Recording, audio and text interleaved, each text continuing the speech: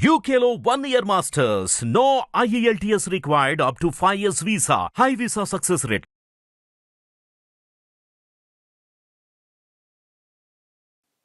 గురువుగారు, ఇక మూడవ ప్రశ్న. కౌశల్యుడు ఎలాంటి ప్రశ్నను అడిగారు గురువు గారిని ఈ ప్రశ్నోపనిషత్తులో? గురువుగారు చెప్పినటువంటి సమాధానం ఏమిటి? విషయాలు చెప్పండి. కౌశల్యుడు మంచి కౌశల్యం కలిగిన వాడు ఓకే. కాబట్టి వైదర్భి ఏమడిగాడు, ఈ శరీరంలో ముఖ్యమైనటువంటి పదార్థం ఏంది అని అడిగాడు. ఉమ్, ఉమ్, అది ప్రాణం అని పిప్పలాదుడు తెలియజేశాడు. దానికి అనుబంధంగా ప్రశ్న వేశాడు ఇతడు ఉమ్, కౌశల్యుడు. ఏమిటంటే, ఈ ప్రాణం ఎట్లా పుడుతుంది, ఎక్కడి నుంచి వస్తుంది, ఉమ్, తర్వాత ఈ ప్రాణం శరీరంలో ఉండి అది చేసే పనులేంటివి ఉమ్, అని చాలా చక్కని ప్రశ్న వేశాడు.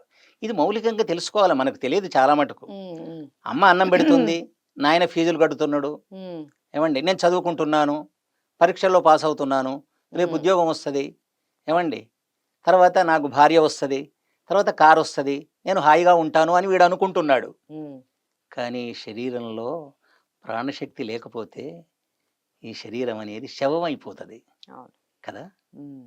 ఏమి ప్రాణం ఉంటేనే అది శివం అవుతుంది, లేకపోతే ప్రాణం ఉన్నంత వరకే అసలు పేరుతో పిలుస్తారు. ప్రాణం పోయిన ప్రాణం తర్వాత ఏమి, అందరూ శవం దాని అని పేరే అంటారు. లేదు నిజానికి.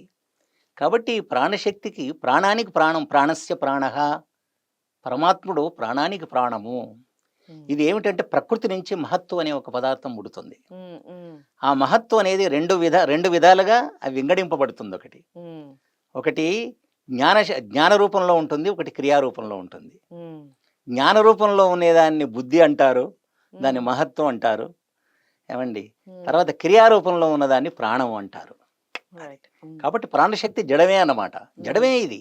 కానీ పరమాత్మకు అధీనమై ఉంటుంది ఇది. ఉమ్, జీవుడు ఒక శరీరంలో ప్రవేశించాలన్నా, ఉమ్, ఆ జీవుడు శరీరం నుంచి బయటికి వెళ్ళాలన్నా ఉమ్, ప్రాణము యొక్క సహాయం తప్పనిసరి అన్నమాట.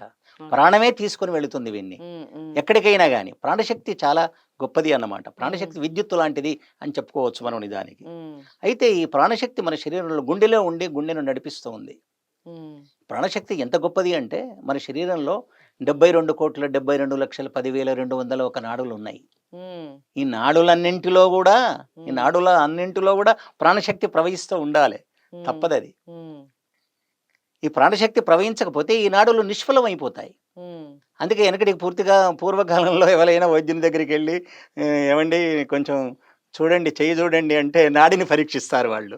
అవును. చాలా ఇది విశేషం అన్నమాట. ఉమ్, ఉమ్, కాబట్టి గుండెలో 72,000 నాడులు ఉన్నాయి. వీటిని పురీతత నాడులు అంటారు. ఉమ్, ఈ ఉపనిషత్తు చక్కగా చెప్తూ ఉంది. ఉమ్, అంటే శరీరంలో ఉన్న అన్ని వైపులా ఈ 72,000 నాడులు ఉన్నాయన్నమాట. ఉమ్, వెళ్ళి ఉన్న విషయం ఇక్కడ చెప్పబడుతూ ఉంది. ఉమ్, కాబట్టి ఇక్కడ గుండెలో ఉండి గుండెను నడిపించేది ప్రాణము, అది మహాప్రాణము. ఉమ్, ఉమ్, తర్వాత అది కంఠబిలంలో ఉండి ఉచ్ఛ్వాస నిశ్వాసలకు ఉపయోగపడేది ప్రాణం పోస్తుంది. ఉదానము. ఉమ్, నాభిలో ఉండి తిన్నటువంటి ఆహారాన్ని రసంగా మార్చి శరీర అవయవాలకు పంపేది సమానము. ఉమ్, ఇంద్రియాల్లో ఉండి మలాన్ని కానీ లేకపోతే మూత్రాన్ని కానీ అది బహిర్గతం చేయగలిగినటువంటి శక్తిశాలి ఉమ్, అపానము అన్నమాట. ఉమ్, తర్వాత శరీరం అంతటా ఉండి, ఏమంది, శరీరం యొక్క మేలు అందరి మేలు కోరేవాడు రాజు చక్రవర్తి అంటాను చూడండి. అవును. అసలు నిజానికి చక్రవర్తి లాంటిది అన్నమాట ఏది మనం వ్యానము అనేది. కాబట్టి శరీరం అంతటా ఉండి శరీర అవయవాలకు అన్నింటిలో ఉండి అది పనిచేస్తూ ఉంది అన్నమాట. ఉమ్, అంటే ఇప్పుడు మనకు పక్షవాతము అంటాం చూడండి.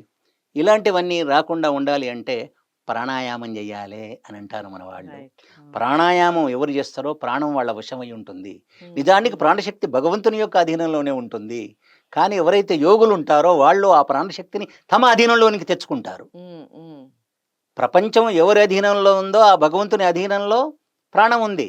ఉమ్, కానీ శరీరానికి నువ్వు అధిపతివైనటువంటి నువ్వు ఈ శరీరం నీ అధీనంలోకి రావాలి అంటే ప్రాణశక్తిని అధీనంలో ఉండాలి. కాబట్టి ప్రాణాన్ని రక్షించుకోవాలి. ఉమ్, అందుకనే ఏదో బతికి ఉంటే బలుసాగు తినొచ్చు అనే ఒక సామెత లోకంలో ఉంది. ఉమ్, కాబట్టి ప్రాణాలు పోకుండా చూసుకోవాలి, ఉమ్, ప్రాణాలను రక్షించుకోవాలి.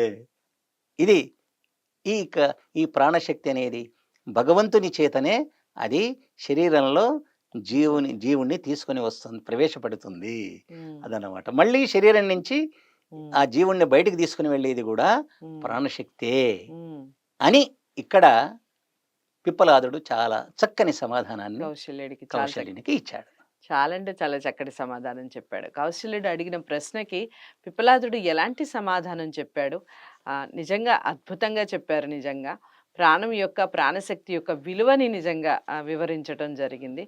పిల్లలందరికీ మరి ఇలాంటి విషయాలు తెలియాలి. ప్రతి వీడియోలో చెప్తూ ఉన్నాను. ఇది మన సంపద, మన భారతీయ సంపద ఇది ఉపనిషత్తులనేది. మరి ఇలాంటి సంపదని మనం ఎక్కడికి పోకుండా మన దగ్గర అట్టిపెట్టుకొని చక్కగా పిల్లలకు కూడా నేర్పించే ప్రయత్నం చేద్దాం. పుస్తకాలు చదివించండి. ఉపనిషత్తులకు సంబంధించిన పూర్తి వివరణ చెప్పే ప్రయత్నం చేయండి. మీరు చూడండి, పిల్లలకి చూపించండి.